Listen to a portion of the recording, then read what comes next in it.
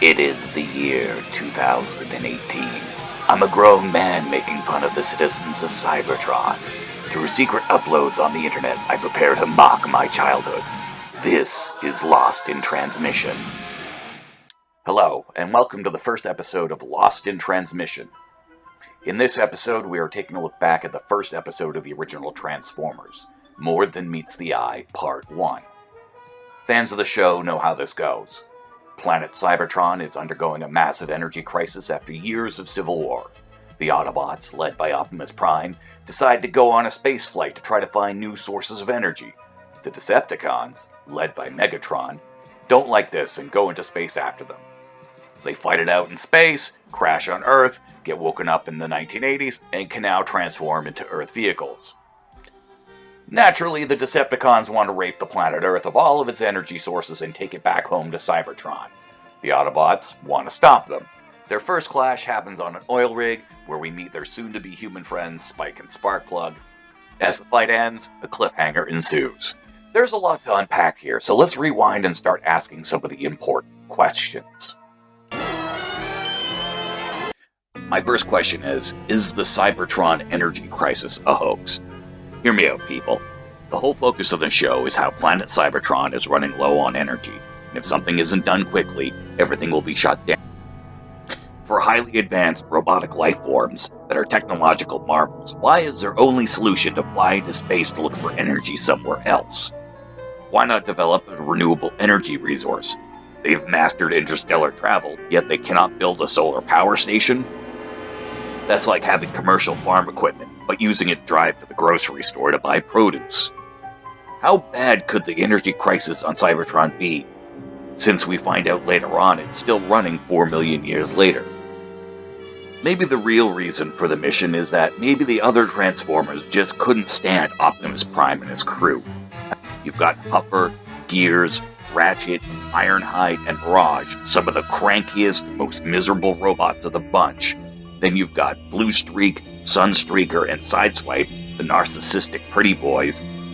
Oh, and you've got Jazz and Trailbreaker, the black Transformers. This can't be a coincidence. Let's talk about those alt forms for a sec. When the Transformers first wake up on Earth, Teletran 1 scans Earth vehicles to give to the Transformers. Some of them make sense. You want to be a jet? Sure thing. A big rig? Absolutely. Most of these guys turn into cars and planes. That makes sense.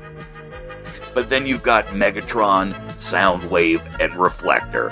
Soundwave is a tape deck, Reflector is a camera, and Megatron turns into a Walter P-30 flyback. You can't find these things laying around in a parking lot. How did Teletran 1 scan them?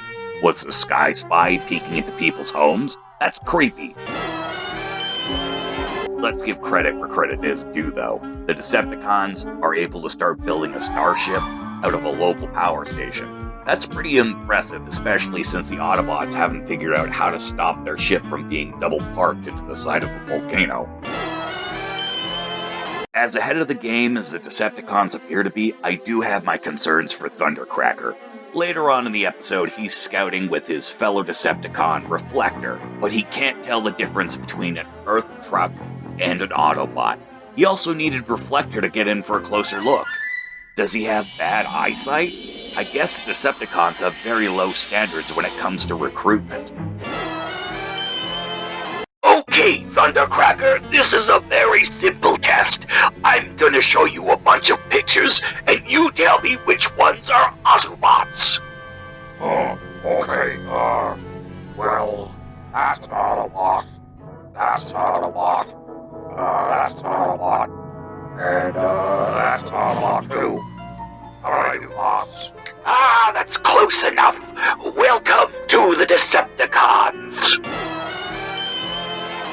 The humans in this episode are the worst. In the final scene at the oil rig, we see a bunch of blue-collar workers whose first reaction to seeing the Decepticons is to start throwing things at them. I get that the Decepticons are really the bad guys, but these workers are hostile right off the bat. What's really going on here?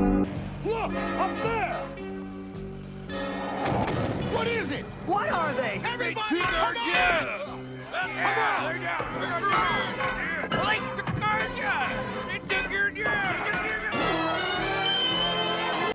finally, at the end of the episode, we have possibly one of the lamest cliffhangers I've ever seen. The Decepticons blow up the oil rig, Spike and Sparkplug are trapped under a bunch of metal, and Optimus Prime has to save them. Somehow, Optimus Prime knows that humans need to breathe oxygen. That's why he tells them, Keep your heads above water. but look at those gaps in the metal. I get that Sparkplug has a muffin top thing going on, but Spike couldn't possibly be trapped. How stupid are these two? Well, we'll get into Spike and Sparkplug in our next episode. See you then. The Transformers will return after these messages.